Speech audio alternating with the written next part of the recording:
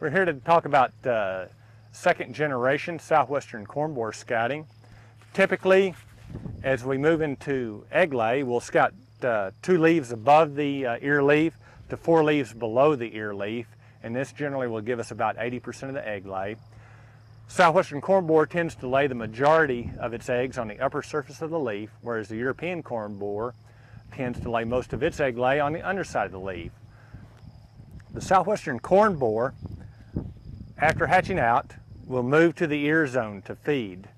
And typically, we will sample by slicing down on both sides of the ear and pulling back the leaf collar to look for signs of feeding on this ear. We don't worry about destroying the plant that we're sampling. Therefore, you can go ahead and remove the ear. When scouting this corn, we inspect the base of the primary ear for signs of feeding by European corn borer and Southwestern corn borer. As we can see, these signs here is evidence of feeding, and then we look at this small larvae here. We see that we have a European corn borer feeding in at the base of the ear. If you don't see a borer here, but you do see these signs of feeding, then we like to slice in to this base and look to see if we have a borer tunneling up and down the shaft of this ear. And if we see that, we record which species we're finding. Many times we'll have a jelly-like substance here at the base where the corn ear has reacted to that feeding, and that is another sign of larval feeding by one of these 2 species.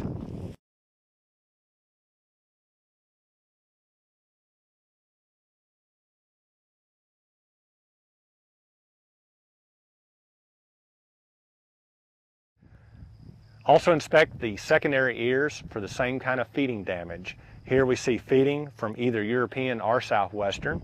We also see a tunnel in the shank of this ear, and it's not uncommon to find the Southwestern or European feeding up actually in this ear zone and damaging this small ear, which will never develop anyway.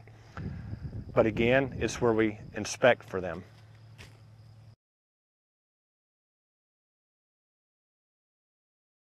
After we've inspected the base, we also like to cut the secondary ear in half and look for signs of feeding in this ear. In this ear. Now, this feeding at the top of the ear has been caused by corn earworm and is not due to Southwestern corn borer or European corn borer.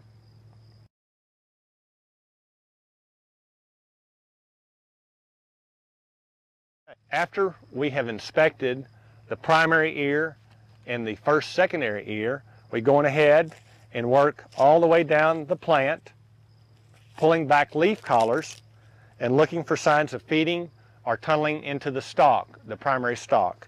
And so we will go all the way down to the base of the plant.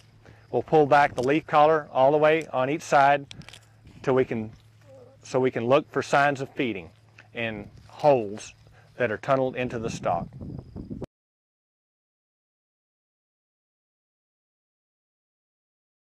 Here we have a Southwestern corn borer that was in approximately the 3rd instar stage. It has begun to bore into the stalk, and so this one started in at the node, which it will commonly do, but also sometimes it will bore in down farther on the stalk than at the node. This one has just started its tunnel, and we have sliced back to show that there is a Southwestern corn borer here.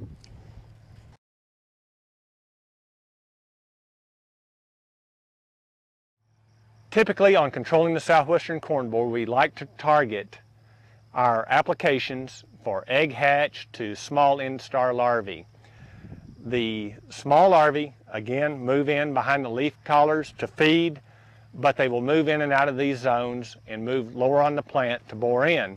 This is our time that we have a chance to control these. Once the 3rd or 4th instar has bored into the stalk, then control becomes much more difficult and our percent control drops. Therefore, from egg hatch to when it bores into the stalk, we have about 7 to 10 days. And after that, we've missed our opportunity to have any high percent of control. One of the reasons that the Southwestern corn borer is a more important pest for us than the European corn borer is the fact that it girdles the plants at the end of the season Typically, the stalk tunneling is much more extensive from Southwestern corn borer than it is from European corn borer. Therefore, we consider it to be a much greater pest for us than the European corn borer. At the end of the season, the Southwestern corn borer moves to the base of the stalk, tunnels in, and goes right down to the apex of the root to form what we call a hibernaculum, where it is going to overwinter. And after it has prepared this spot, it moves back up and with its mandibles cuts a smooth circle on the inside of the stalk. As the stalk begins to dry down close to harvest, a strong wind can break it off at the point of girdling, and we end up with many lodge plants in the field where the Southwestern corn borer has not been controlled. If we know a field has not been treated for Southwestern corn borer but has them in it, we recommend to the grower that he try to harvest his corn at a higher % moisture. And if he can do this, many times he can harvest the crop prior to what we call significant girdling.